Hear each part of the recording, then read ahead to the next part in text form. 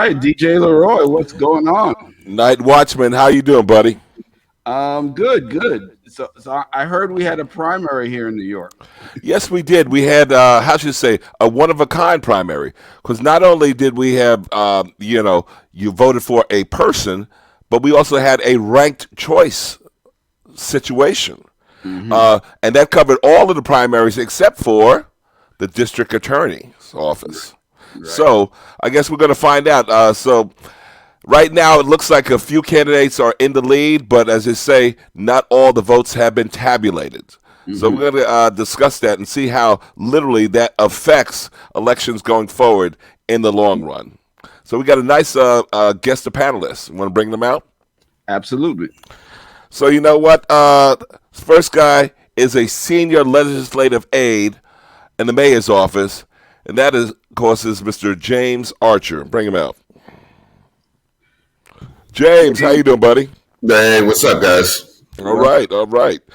And you know what, Night Watchman, I definitely want to actually make sure that another returning veteran to Soul Lounge Primetime, and that, of course, is my man, the director of Higher Harlem, and this is a special project that he'll actually tell us more about, Mr. Jordan Stockdale. Hey, what's going on, everyone? Hey, man. How you doing, buddy? Good. All right.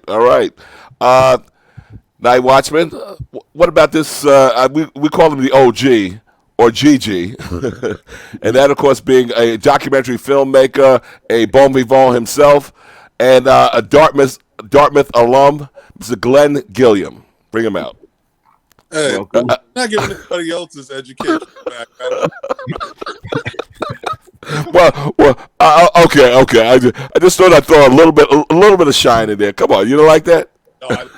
No, it was in poor taste. Let's go on. Oh wow, Night Watchman. You know why do you keep throwing me under the bus here? Somebody's got to change the oil.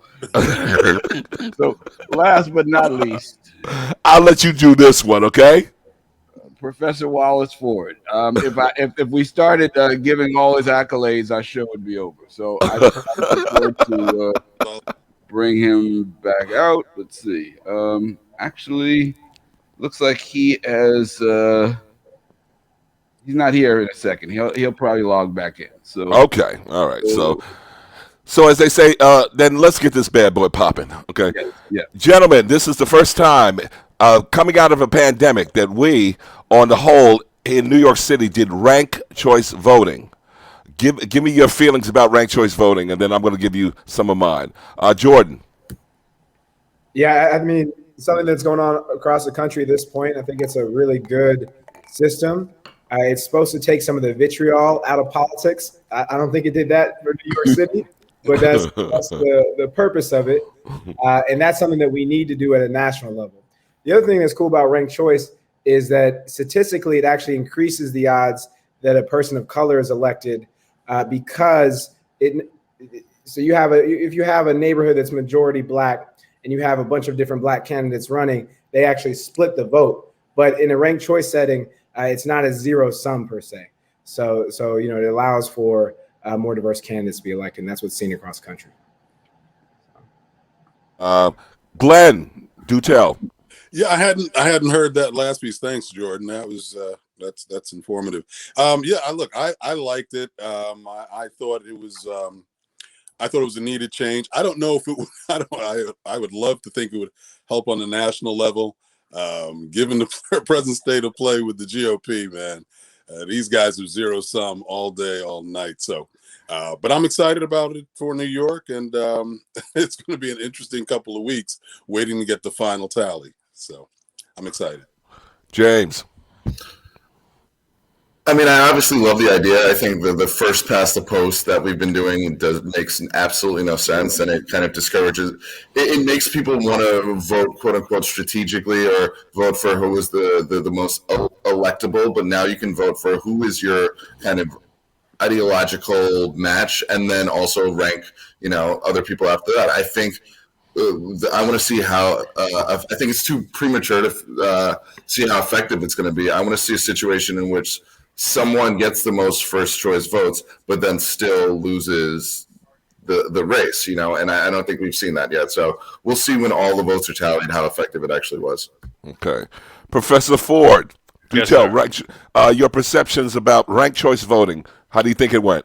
Well, again, just as Brother James Archer was saying, it remains to be seen here in New York. I would say at the outset, though, this whole business with ranked choice voting really points out the importance of paying attention to the ballot that we when we go voting, because this was based on a referendum that I guarantee you no more than 10% of New Yorkers cared about one way or the other. Okay, and yet it's become law, and now there's this whole thing going on, and not enough time was spent. I know the city spent about $15 million on education in the last couple of months, but the candidates themselves spent very little time explaining how ranked choice voting until actual voting had started taking place on I think it was June 12th, I guess, right? And so I think that builds in certain more than inefficiencies. I think some real problems going forward. To the point that again Brother Archer was making, there's been a couple of instances in this country. They've been doing ranked choice voting out west in California for a couple of decades now, but there's a few instances where the number one the person who received the most number one ballots did not actually win. In most instances, the statistics I'm hearing is that it's about 94%. Whoever's at number one, who got the first, most number one votes on the first round, over 90% of the time they are the winning candidate, and so it's probably good news for Eric Adams. But I'm, unless this ranked choice voting is explained in a lot more detail and people understand what they're doing, I'm just concerned that we're not going to necessarily see the preferred candidate win. And in this case, I think that we're in a situation where celebrity was competing with competence, which was competing with political acumen, and we need to do better than that here in New York City. I got a quick question for you, Professor Ford. Has there been any study showing kind of the correlation between ranked choice voting and turnout? Does it actually increase turnout? What I've seen most in terms of the studies, and I've participated in a couple of seminars at the National Action Network over the last several months on just these matters of voting, and what you're seeing is that it does make it a little more challenging for incumbents to win. And and certainly to be quite frank, in our communities of color, but particularly in Black communities, I think incumbency can sometimes be a distraction, if not a burden. And it really we don't always see the best and the brightest wind up in these positions, quite frankly, because of this notion of incumbency. And you can wind up, if you have 7 people running, for a particular office, the incumbent gets 22% or 30%, and they wind up winning, and he or she is not necessarily representing 70% of the will of their particular district or area. So in that sense, ranked choice voting might work. We have seen many more candidates, at least in my view, at the city council level across the city, and I think that's a good thing. The incumbents have a built-in advantage because they are incumbents, but I think we're seeing some situations where people who might not have been competitive in the past certainly are, and like in everything else, competition typically makes the end product better.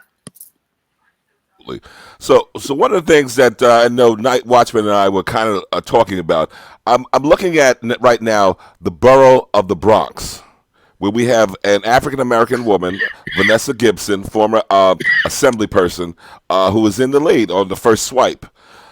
Now, with ranked choice voting, her first choice position there, knowing the demographic of the Bronx, can it be sustained? What will happen? I know we don't know yet, but what are some of your thoughts? NightWatchman, I think we started talking about that. Well, yeah, I mean, so I'm going to actually bring up on the screen that particular race so we can look at the numbers on there. And Borough President. So here it is. Okay. Yep. And so she got 39.4% vote. The next, Fernando Cabrera got 34.5. So she got about a 5-point lead. But all the other candidates are Hispanic. So if ranked choice voting works in that, what it gives groups of the opportunity is to combine their power. So if all the other Hispanic candidates rank other Hispanic candidates before her, there is a real possibility that she will be one of the first leading candidates that could be upset by the ranked choice voting. That's kind of my look on it. Anybody else's thoughts on that? Well, I mean, that's exactly what ranked choice voting is supposed to do, of course, Right. which is to make sure that the most people, the candidate that the most people want, winds up being the winner.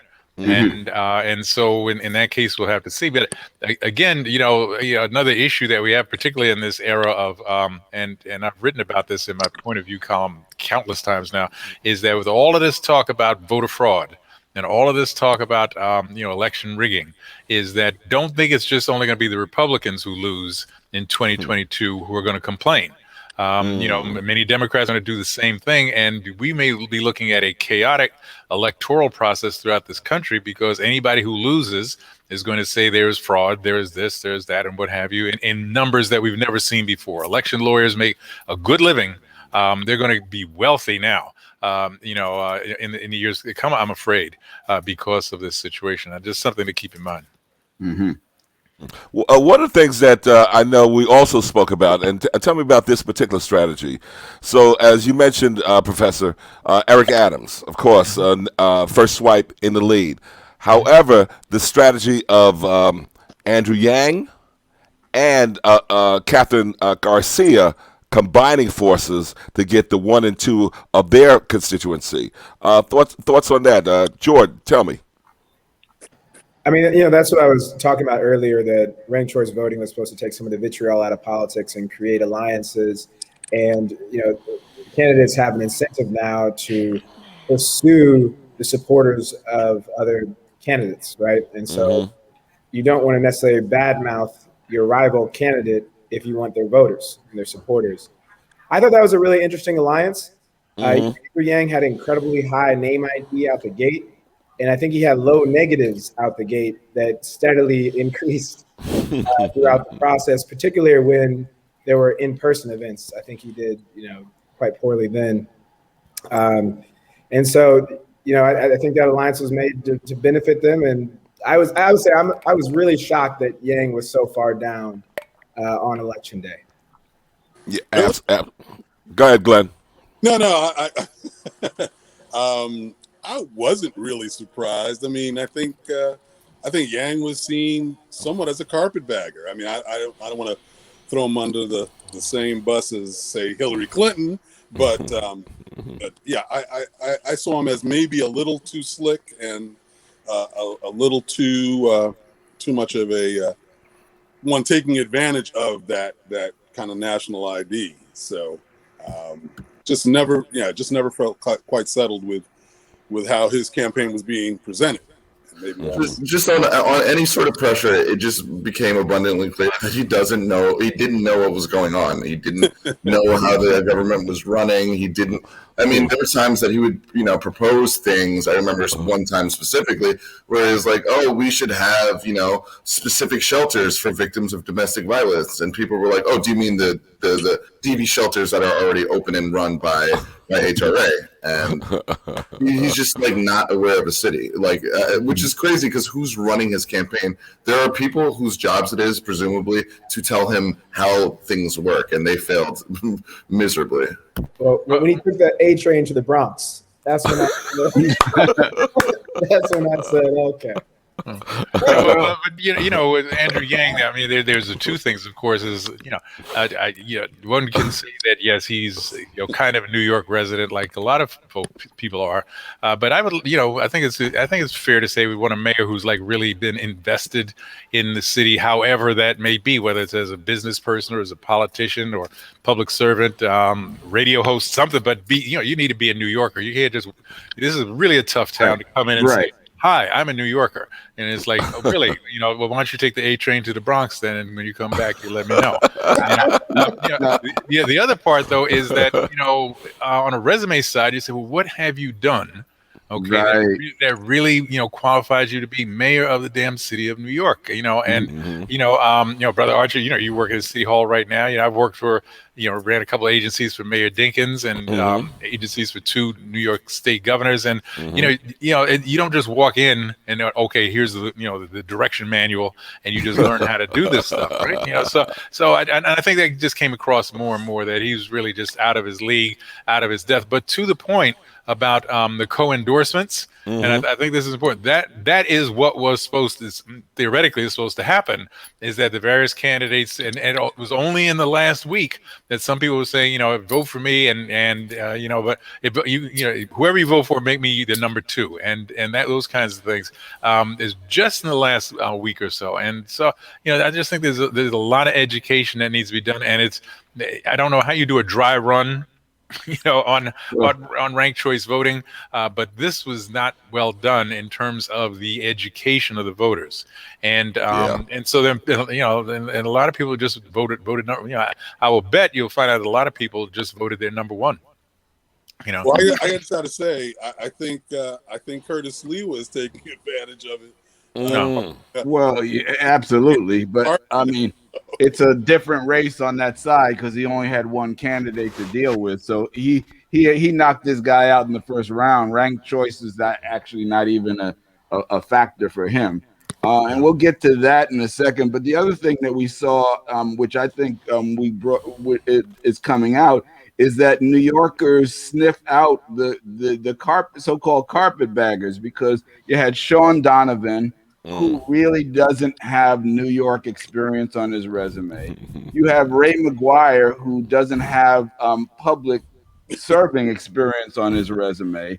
And then you had Andrew Yang, who's been kind of like a professional candidate, and he just shifted his presidential run momentum to New York City. And I think people weren't really buying it. And I think Andrew Yang actually did about as well as he was expected to. He's still in the top 4. But Sean Donovan and Ray McGuire was a complete waste of everybody's time for them to be in the race. Well, Sean Donovan actually, I believe, is from New York City, and of course he worked ran housing for Michael HPD. Bloomberg.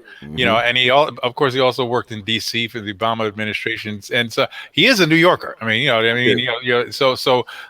don't think if it was a matter of just competence, the battle of resumes, I think that Sean might have done a lot better.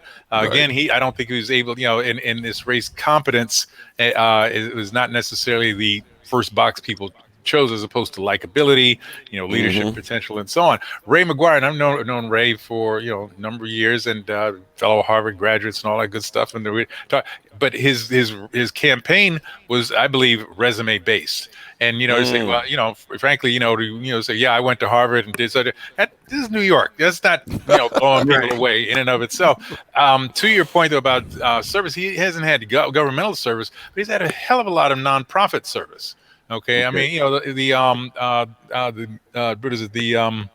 Harlem Museum on 125th Street, and he raised just tens of millions of dollars for that, and a lot of other efforts like that. But I don't think he was able to translate that into, and this is why I should be mayor of New York. I think just saying, I came from a single mother and I did all of these great things, and it's like, that's true, but why do you want to be mayor of the city of New York? And how are you going to translate your competence and having worked in both the private sector and the public sector? This is the last thing I'll say with respect to this.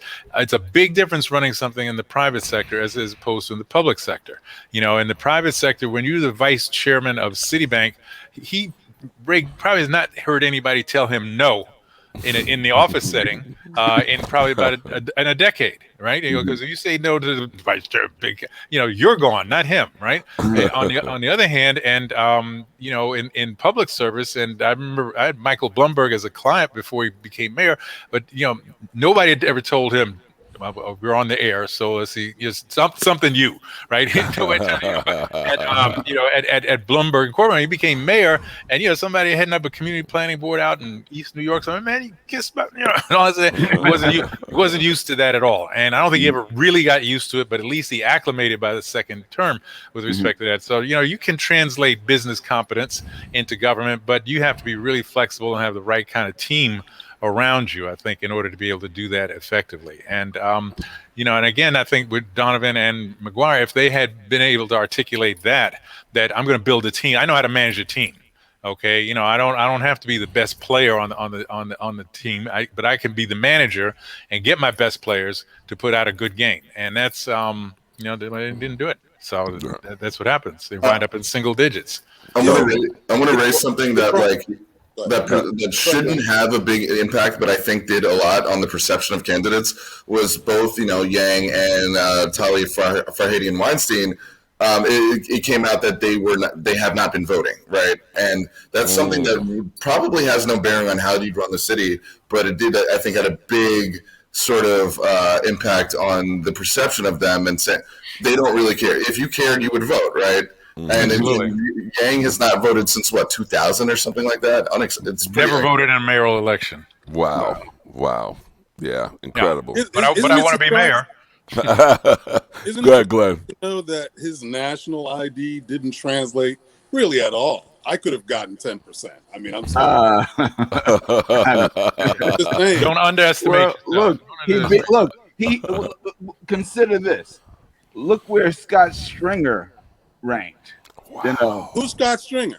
I'm sorry. Wow. Scott Stringer was a borough president and a controller, and has been in city government for some time, and was expected. I think initially was expected that he would be among the front runners, and he was not. But that's not representative. Yeah. Go ahead, James. What do you say? I'm just saying that's not. I get what you're saying, but that's not really. That's not. That was due to a couple of events that really tanked his candidacy. It's not, name recognition. I think people knew Scott Stringer and actively avoided him. No, I mean, he was city council, as you mentioned, right? Yeah, and then borough president, and then as controller. And I think most people say he was, certainly effective, competent, all of those good things. But to the point that was just made, he got sidelined by that sexual, harassment issues. I don't even know what quite the proper word is. Because bad behavior is, I think, the worst that you could ascribe to it, but nothing along the lines of something that should prevent him from in a bad behavior in a dating situation a couple of decades ago. I'm not going to ask anybody to raise hands and think that might be something that somebody might say, true or not, right? I mean, but oh my goodness, whole screen went blank, right? It's like, who knows what somebody thought about 20 years ago, and and I think it was unfair to Scott in that regard. I don't take second place to anybody when it comes to these issues of sexual harassment and what have you, and there's no gray area or anything like that. But that's not what this was about, and it was about just bad behavior in dating. And but it got conflated into he might as well have been I don't know, just really just one step from sex crimes. And I don't think that was the case, but it was really too bad I think for Scott in that regard, because I think I would be hopeful that whoever becomes mayor finds a place for him in the administration. What, Glenn? No, I was just saying it sounds like a whole new show that we need to probably delve into, because he could have called Cuomo and gotten some pointers, I guess. Deny, well, and then apologize real quick, and then deny some more. Well, Cuomo had an out that he doesn't have. Cuomo said, "All right, let's just give him cannabis," So right. Let's not get into Cuomo now. Let's not. No, definitely not. Jordan. I wanted to go back on Sean and Ray to the professor's point. I think, we had an early primary, and national politics was so salient that people didn't start paying attention to the mayoral race till like a couple months ago, and didn't give new names enough runway to actually get their message out there. I think Sean would actually do better in a governor in a gubernatorial race than a city race too, in part because identity politics were so important to this race, and I don't think a white male was going to win. Even though Scott Stringer did look good coming out the gate.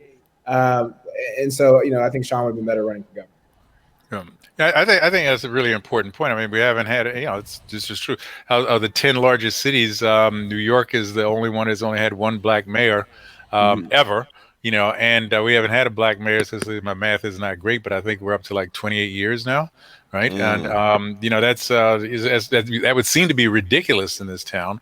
But that's the way it's worked out. And and I think that's important to people. But then, you had the issue of, there's also never been a woman mayor. Right. And then there's then my Wiley said there's never been a black woman mayor. And then so on. So there's a lot of possibilities. But last thing I'll say about Andrew Yang is that, he did run for president. That is true.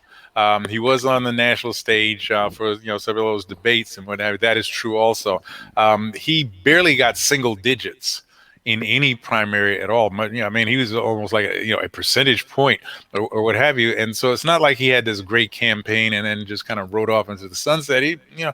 But to his credit, he somehow made himself seem to be a national figure. And my understanding is that he was hoping for a position in the Biden administration, and when he didn't get that, then it said, "Oh yeah, I think I should run for mayor."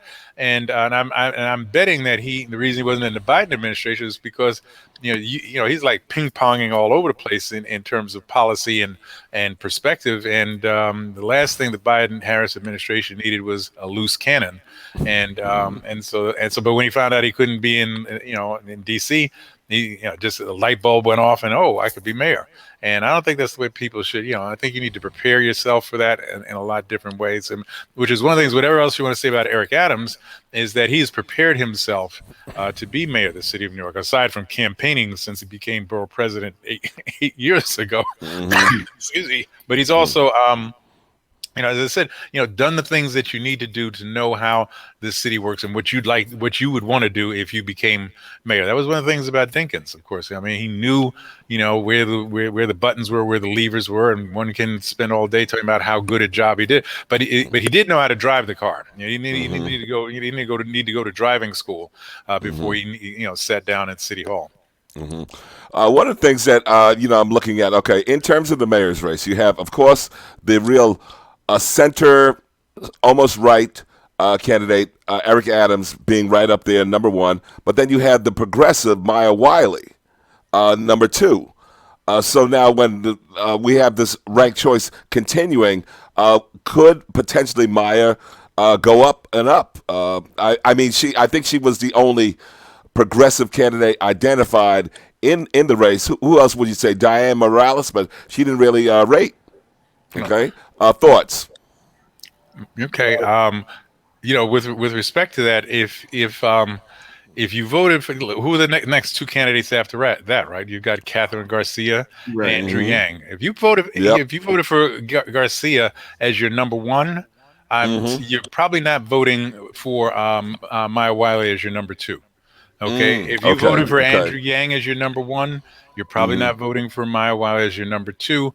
And if you're saying, that's I think is to Eric Adams' benefit. I think that Maya Wiley, in terms of embracing the so-called, and I say so-called progressive mode because I'm not quite sure what that means in a particular situation, but this whole business with defunding the police is just a live wire, a third rail that people don't seem to understand. I've lived in Harlem. Was born in Harlem, lived in Harlem virtually my whole entire adult life. I don't know anybody in my neighborhood here in Harlem who says, we don't need any police around here. We don't need police coming around here and beating us upside the head and stopping and frisking and what have you. Right. But the notion of defunding the police is the poorest choice of words in the political process that I've heard in a long time. We know what people mean. We mean talking about reorienting resources, mental health issues, and all of that. But if you say defund the police, people say that means there's going to be fewer police on the street than there were before.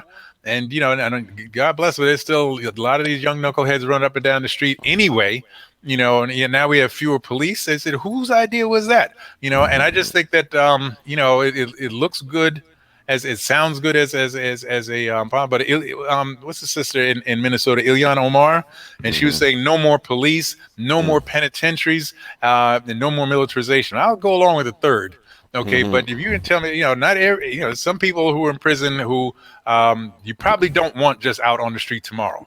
Okay, without all the necessary, runway safeguards. to get there, and no more police is like, you got to be kidding, right? My son's now, and that's why I was in South Carolina. My son just graduated from Army National Guard basic training, so he's 24. Congratulations! Now. Yeah, absolutely. But when he, when he's a little kid, going to school, you tell me my child is going to go to school and there's no police out on the street? Oh, hell no. Right, his mother and I, we moved somewhere where there's police, right? So there's just such a poor choice of words. My Wiley is bright; she's a fellow Dartmouth graduate, so yeah, we were glad of that, But I think that was just a very, very, very poor message, and I'm still not quite understanding what progressive means. By the way, can we lay some of the blame at the feet of media, who continuously would throw that out there with no explanation, no support, no type of education for anyone consuming, the product? It's been, you might as well, been watching Fox News all the time, because no one was explaining it. No one, even though they always took the time to, the disclaimer at the end, oh, you guys know it doesn't mean, getting rid of the police, but it's just, the media, and, Bob stopped me when I go on. I always have a problem with the media, not this media, but the mainstream media. Well, I agree with you, Glenn, but I feel like we can't just step on a landmine if it's right in front of you. And I just feel I agree with Professor Ford that that particular phrasing was never really helpful. The concept is a good idea, but as far as a buzz phrase, it's an awful phrase. It doesn't really truly represent what we want to happen. And it got picked up. And the one thing that the right has always been good at is branding and labeling. You already know they're going to try to stick a label on you and beat it into the ground. And so what you don't want to do is literally walk in front of the label shop and say, hey, put it on my back. And I think that's what happened with defund the police. By the way, we haven't really talked too much about Catherine Garcia. I think her showing was surprisingly good in this, and she's also one of the two that is. I still think that there is she has a chance. Hey Bob, hold up for a quick second, because I know Jordan wanted to say something, and let me also hop in after you, Jordan. Go ahead. Go ahead. Yes, and we might be saying the same thing here. I think the professor is totally right about Harlem's stance on in larger Black American general on defund. I think I have a couple thoughts on here. One, NYPD is about an 18th of the budget here in New York. At least, in other cities is a third, sometimes up to a half. You include, the corrections in there. It can be a large part of a municipal budget. For those cities, I understand the phrasing of that more. But I will also say in Harlem, what's interesting is that the candidate that has the second number of votes by a substantial margin, the third place is quite behind her in Harlem, is an ardent police abolitionist and ran on the DSA line. And so it's between her and Bill Perkins right now who's going to win that seat. I don't think that's because Harlemites believe in that policy preference, but I do think that consolidating the left gives you organizers from DSA, which are attractive to politicians because they actually work. They're out on the street. And what I wanted to say is kind of piggybacking on Glenn's comment about the media earlier. They have a lot to blame with this, they want to defund the police. That means they want complete anarchy and chaos, which is not, if you do a cursory search, that's not what the term means. But also the fact that ever since the slight uptick in crime last year, they made it seem like the bad old days are back, which is why a cop is leading the mayoral race, because they just assume you go outside and you're going to get robbed and murdered. And that's we are so far from 1989. I mean, if you look at the objective crime statistics, we're nowhere close, and yet. If you look at local news, you would assume that slipped back into those kind of crime-ridden days. So I think the media did a great job in kind of painting that narrative and making people think that New York City is unsafe and that we need a police officer to run it in order to make it safe again.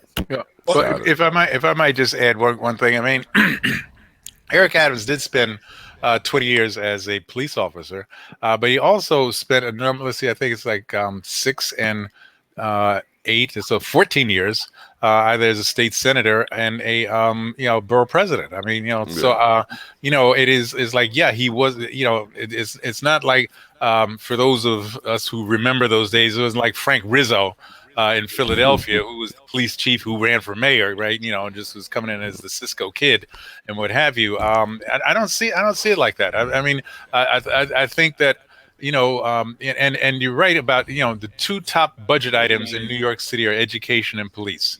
Those are the 2 top budget items. All right. So it's a huge expenditure, the largest police force of any city, I believe, certainly in Europe or in the Americas for sure, municipal police force. And, so if you're going to change how it's not the resources so much, but if you're going to change how the police work, and this is one I think was one of the big mistakes that Mayor de Blasio made, is he had 3 opportunities to appoint a black police commissioner. And in each case, he just didn't do it. And there's Benjamin Tucker just sitting there.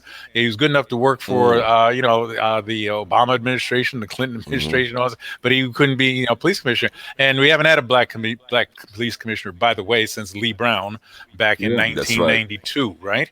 And I think that would make a big difference. Leadership makes a difference. Police, particularly, I mean, the police department in New York, and I'm sure it's true in other cities. I can speak to New York. I think we all know this is really very much a very closed society. Okay, and within that closed society, then we have our white police officers, from Long Island and Westchester and Rockland County, what have you, and they look, they're not New Yorkers. They work in New York, but they're not New Yorkers, and their connection to the community can sometimes go, there's very, very dedicated public servants in there for sure, but sometimes they go off the road, and it's not just shooting somebody and killing folks, chokeholds and all of that. It's day-to-day interaction. Comfort with the community. And I think that's one of the things that we need to see more of out of the police department. But the last thing I'll say with respect to this is that, I understand that the media is taking that defund the police message and run with it. But if you're going to run for any elective office in this country in the year 2021, then you better understand how media works. Okay? Because you guys, I didn't mean that. What I really meant was, by the time you get to I didn't mean, you've already lost the battle, right? You need to say what you mean in such a clear way that it can't be misinterpreted unless it's done so intentionally.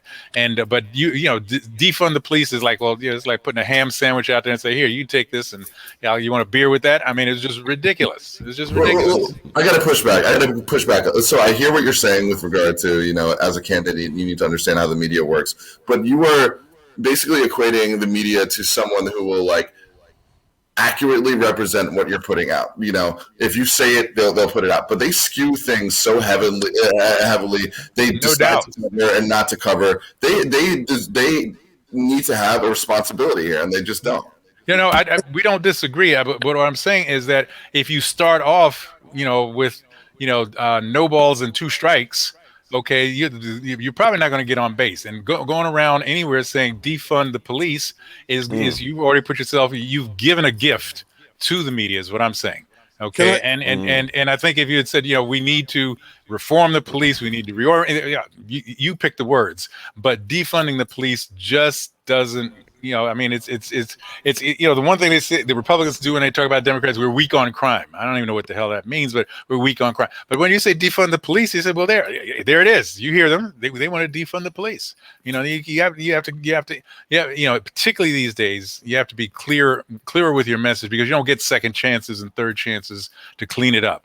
And I think we would agree on that.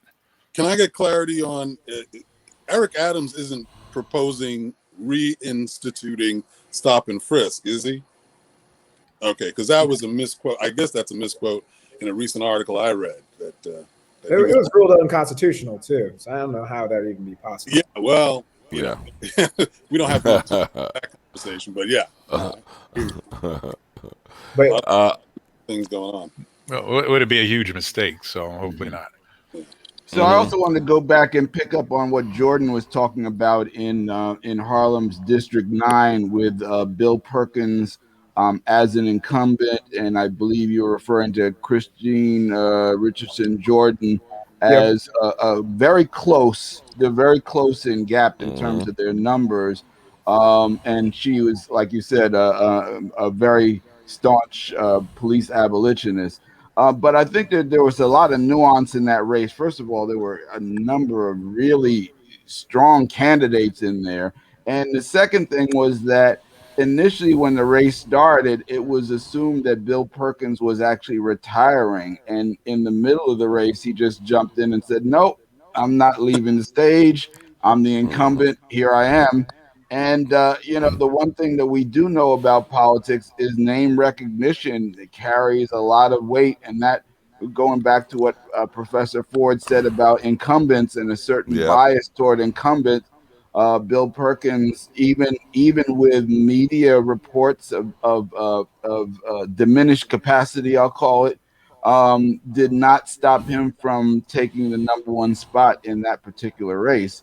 But now is where we get a chance to see what ranked choice does, because it's definitely too close to call, and with a couple of rounds of ranking, we may see that shuffles around a little bit too. Yeah. I think you're absolutely right. I mean, I live in Bill Perkins' district, right? And God bless him, I've known Bill since before he got into politics, right? And so, we got involved in politics about the same time years ago, and so I've got a tremendous amount of respect for him. But I can tell you, the last couple of years, we haven't heard from him at all in this community. And as you just said, but NightWatch is that. Everybody assumed that he was retiring, and they just kind of like popped up. Oh, I'm running, and what you saw in those election results is only name recognition. Right. That's what you just saw. The people were familiar with it. I know that name. Yeah, he's running. Oh, yeah, and that's that's been a big problem in our community. Quite frankly, wherever that community is, Brooklyn, Bronx, Harlem, Queens. Is that we need to be able to replenish, the pool of candidates and elected officials, because there's just too many bright young brothers and sisters out there who have something to contribute, and you can't just keep holding them back, because there's not a lot of other places for them to go. Okay, there's not a lot of I'm talking about the local races. Citywide is tough, statewide is incredibly tough. And we're going to talk about national, right? And so, we have to find some more opportunities for, that energy, that brilliance, and change of perspectives in there, because we're getting outclassed, too often in the legislature and in city hall, city council. So, Professor, are you definitely saying specifically in communities of color that you see this thing that that the elected official incumbency goes on and on and on, and then eventually when they either die or retire, it's literally their particular seat is gone? Yeah, well, I mean, I think that look, you could look at Jerry Nadler, for example, who's obviously not black, and he's been in Congress for, I don't know, 20, 30 years or something like that at this point. And, or you saw with Elliot Engel up in the Bronx, who's been around there for the same, I'm not a big believer in term limits, but I am a big believer in enough is enough. And I don't, necessarily have to legislate that, but sometimes people have to self-legislate and say, well, it's time for me to, pass on the mantle. There's these young people out there, and so I think we've got to get that mindset in place, because we were sitting on a talent pool that has nowhere to go. And that is, I'm teaching at Medgar Evers College, and I've got these young, bright, folks coming out, and they want to get into politics. And and typically they find the doors. Diana Richardson is one of our graduates who did make it right into the assembly and so on. But it's real hard. It's real hard, and and maybe there's other ways that people can contribute other than being, not maybe, of course, there's other ways that people can contribute other than being an elected official, and that's one of the things that we're trying to get people to focus upon as well, in terms of the nonprofit areas and other community service areas, because we have to tap into that talent. Jordan, go ahead. Quick, I always thought that there was a black think tank on some level that had these succession ideas or, analytics in mind and was at some level grooming or at least planting the seed of succession. And I say the same thing in media. We have so few people in media that could be trusted. And when Gil Noble leaves the stage, the vacuum is there. You have folks who just don't have obviously the same level of authenticity or desire. But I'll just say this quickly in terms of, what Professor Ford, we're calling him Professor Ford Wallace. What's up, man? I'm sorry. Okay. I go by Master also. That's okay. Oh, that's another show. Yeah, but I was just going to say, it's really disheartening. I've been to a number, and Curtis, I know you have as well, the Black and Hispanic Caucus up in Albany, and it's the same kind of flesh peddling, and I mean, it just seems like we have a lot of congregation for congregation's sake, and there just doesn't seem. I mean, that whole cadre of Percy Sutton and David Dinkins and Charles Rangel and that whole litany of folks who had the mantle in their hands for so many years, Hazel Dukes, I mean, and just never really brought the next generation along. And I don't know. I mean, God, do we need to start it at this point?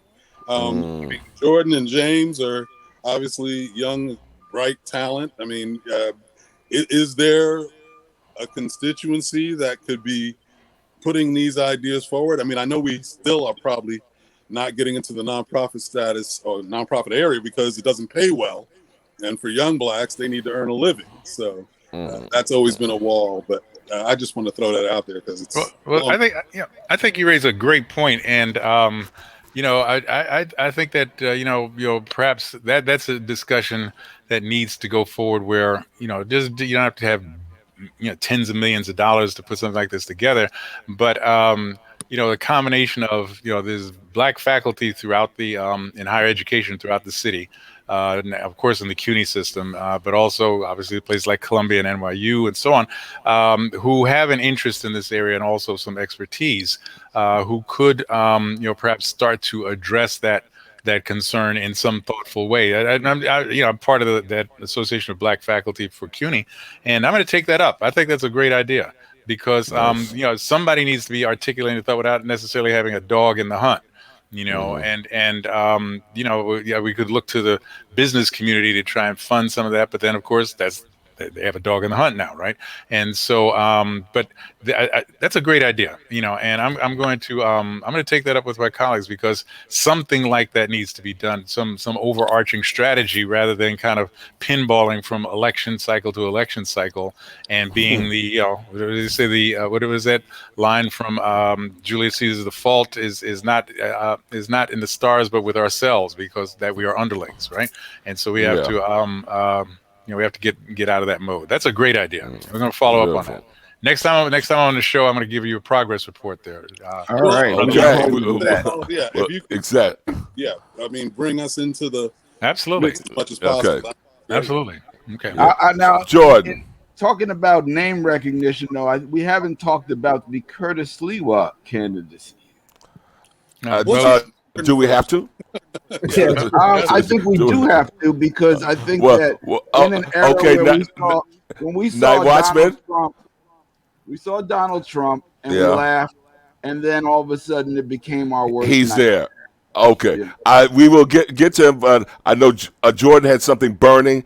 Let me hear it, Jordan. I mean, that's a scary thought. I have been writing off the Republican. I haven't even been paying attention to. I just know it was the Guardian Angels guy won by a lot, whatever. But that was a scary thought. I hadn't thought about that. I wanted to say though that I think historically Democrats have ate their young in a way that's actually really detrimental to progressive politics, given that you need the young vote because young people are more likely to be progressive to win, right? And if all the elected officials are much older, it makes it harder to translate, makes it harder to garner those votes, right? At the same time, I think we got to have a lot of respect for our leaders that have been in the fight for a long time. But I don't know what incentive exists for them to leave office, right? renounce their power. There's no reason for that. So I don't know, as a society, do we need to develop incentives for that? Maybe it's not term limits, but what is the incentive for someone to step down after a long period of time? And Jordan, could you also address what Professor Wallace said in terms of, let's say, progressive? What does it mean to you? Yeah, I mean, that's a word that doesn't mean anything right now, I think. So I hear you on that. It's such a broad word. I mean, to me, I think it's being really concerned about redistribution, economic democracy. I think we want to be progressive on policing, so we want accountability. I mean, accountability is kind of the foundation of the criminal justice system, so we want that with the police department as well. I think there's a lot of different items. I'm not one to believe in a litmus test. I don't think we need to be kicking people out. I think we need a big tent, and if folks consider themselves progressive, I don't think we need to boot them out for any particular belief. I think we need a really large tent if we're going to continue to win.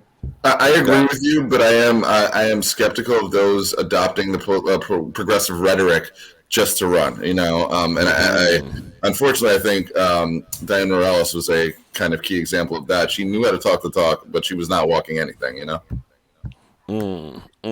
Gotcha. But you see this whole situation with progressive, for example, and this is why people terms get thrown out, and then all kinds of things come in there. For example, I think about the Amazon deal a couple of years ago, right? And I was commissioner for the Department of Business Services for the city of New York, and very familiar with small business, okay, and how that works, okay, and just in economic development generally. And blocking that deal was just such a mistake, I think. And particularly, hindsight is 2020, of course. But think about how many people would be working right now at Amazon, during the last year when Amazon, obviously, just because of the pandemic, their business just tripled and just zoomed up, and all that was going on. But there's all those little shops, and this is supposed to be a victory for the workers, right? That they didn't get any jobs, okay. But there's all those little shops and restaurants there in Long Island City who were just getting ready for to be able to expand their businesses and do well because of all these people who were working in the working in the area. Thousands of people, tens of thousands of people are going to be working in the area, and this was somehow proclaimed by progressives as a victory because they stopped Amazon. But I got to tell you, the only people there's two things I learned when I was doing this economic development work. The only bad job is a job that doesn't pay.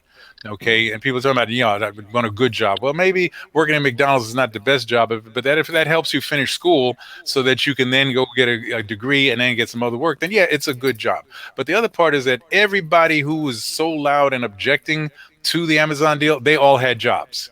Okay, every single one of them had jobs. Okay, and I just think it's just disingenuous. That's all I can say on the radio, I'm told. But it's just terrible. And so that's supposed to be a victory for the progressive agenda. If that's what the progressive agenda is that defeat is better than victory, then count me out. Well, I got to jump in here. I'm sorry. Go ahead. What is your answer to the fact that Jeff Bezos apparently isn't paying any taxes? If he was throwing in some stock shares with those jobs, I'd say great. But I don't know. I'm still not on the side of Jeff Bezos and Amazon. I don't work those jobs. Well, I wouldn't conflate the two. Okay, right. In terms of tax inequity, the inequity of the tax system is absolute. You and I will never argue on the fact that Bezos and Amazon should be paid a ton of taxes, okay, and are not. On the other hand, what I will take a stand on is that they're hiring. Okay, they're paying people for jobs, and you and I, all of us here know too many people who are looking for a job, who would love to have a job with some benefits and be able. Now, there's a whole thing about unionization and the Teamsters and all of that. But if the choice is no job, okay, or a perfect work situation, I think there's got to be something in the middle so that I can feed my family. Yeah, I'll just say that Bezos and folks like him have to concede something. These guys, the pharmaceutical company, Pfizer, these guys get every concession possible. They get all the deferments possible. Okay. And considerably give up almost nothing. And they grind their workforce into the ground. And it's a revolving door. I mean, those are, I understand what you're saying because, I considered going to the warehouse at one point. for the Sure. side. But I got the word from a friend or two that that's not what it was. Did you see Sorry to Bother You? Anyway, check it out. Anyhow, No, okay. Okay. No, I haven't. But again, I just say again, there's multiple fronts on this battlefield. no question. Okay, but when we're talking about, I don't know how many jobs are supposed to come out of that Amazon deal, 20, 30,000 jobs, whatever it is, billions of dollars of revenue. And should it have been more? Sure. Okay, but I got to tell you that the business community of Long Island City and the men and women who work there and their children would be better off than no deal. And the same thing happened with the Kingsbridge Armory, by the way, up in the Bronx several years ago. They stopped that, right? And that's really, a great idea, right? Except that, again, and this is the part, the people who lead those those activities, they're all getting paid. All right, they're either elected officials getting paid, staff of elected officials getting paid, or they work for labor unions and getting paid, and they're all getting paid. Talking about, no, you don't need this kind of job, And I'm just, I don't know. I was gonna say call me. Don't call me anything. But just I would just say that. But I just think that I think call me practical. Okay, because I just and I think all of us know what it's like, or know someone who doesn't have a job. Right, and how tough that is, how tough that really, really is, and the security of a job, is better than waiting for a perfect job. So let me hop in there really quickly about Amazon. I think that there's important variables that you're leaving out. But the fact is, it wasn't just them wanting to expand here, but also them, expecting a $2 billion handout from us in order to expand here. There are other major companies that have expanded here, like Google, which has not asked for the handouts that Amazon did. They're not playing fair. I don't think they're squashing unionization all around the country. They treat their employees poorly. I think a job is a job, but there are things that are good jobs and there are things that are bad jobs. Obviously, I think we should be putting in more into an alternative to the Amazon deal, like potentially expanding small businesses there or expanding other industry there. But I don't think that he comes here, he's like I will give you jobs, give me the world. I don't think that we would have been doing our city a service if we just kowtowed to Bezos. Well, they did go someplace else. Okay, it's not, like not at the same, $25,000 job extent. No. They've dispersed their operations. That's very true. But again, I can just tell you that the states and cities shouldn't be competing against each other with how much I can give you is how much I can give you, in order to come here or come there. Again.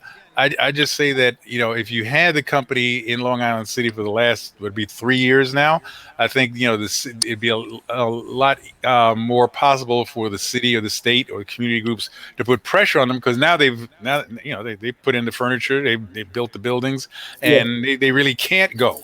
And so that or it'd be very difficult for them just to pick up and move. But we may not agree on this, but I thought the Amazon it was just, I think it was just tragic. I just think it was tragic.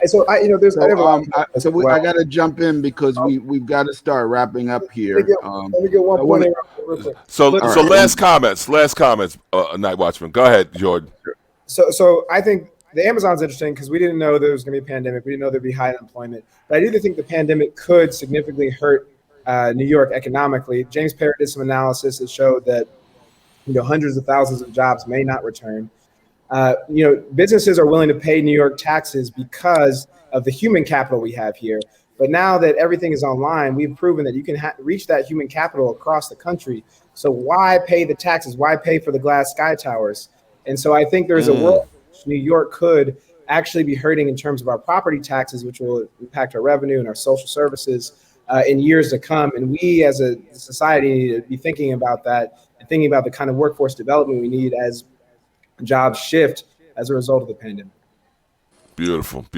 NightWatchman, close it out. What do you want to say? Some closing thoughts, everybody? Yeah, from everybody. So James, you have some closing thoughts?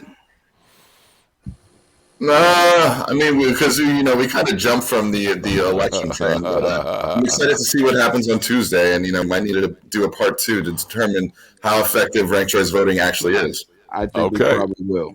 Yes, we will. Glenn? Glenn. Yeah, I have too many thoughts for closing thoughts. So no, I'm just Okay. you know, this Amazon thing's got my blood boiling. Anyway, Okay. Oh boy. well, I mean, look, there's so much to be said about that. And one thing I say is they all need to be broken up. Amazon, Google, the whole nine. Too much power. Bloomberg, too much power. Media is a problem. Take it away. All right. Well, Professor Professor and former commissioner, take it away. Okay. and master. of the I feel like universe. I feel. Yeah, wait, Wallace, when are you running? When are you running? What's You said I'm running for my life. That's what I'm running. But I feel like I'm following William Jennings Bryan now on this one. But Wow. I mean, that's sacrifice on a cross of gold. But you know, but but what I just think, like, because I mean, we did start off talking about the election, and I do think, you know, with all the media hype, it is true that this election that we're going to probably not know the winner until July. Not probably, certainly, is one of the most consequential elections I think we've seen in a long time. Every election seems to be consequential, but this one is really important. Given some of the points that we're making in terms of the economy, the change of New York City in terms of this human capital business as a place to do business, property taxes. There's a myriad of challenges that the new mayor is going to have to deal with, and whoever becomes mayor, I am just hopeful that they are really going to look into and you remember the book that was very popular a few years ago, Team of Rivals. When Abraham Lincoln became president, he actually chose several of his people who he competed against for president to be in his cabinet. And he had, I think, I beg your pardon? Got him shot. Anyway. Yeah, yes. Yes. And so I just think that and that probably became one of the more effective cabinets at the most critical time in the history of the country up to that point. I think we need something like that at this point. Gotcha. Got it. Night Watchman, take us home. It's been a great show. My take on ranked choice is that it requires the electorate to put in more work. And so we're going to have to continue to work on engagement, because it forced people to actually look at all the candidates in order to be effective. So first time around, the jury is still out. We'll see in maybe about 10 days or 2 weeks how it all comes out. But I am cautiously optimistic about the results. Thank all of you for sharing your points of view and your experience. This has been Soul Lounge Prime Time on WHCR 90.3 FM and also on our YouTube channel. Yes. Thank you, guys. Can I say one last thing?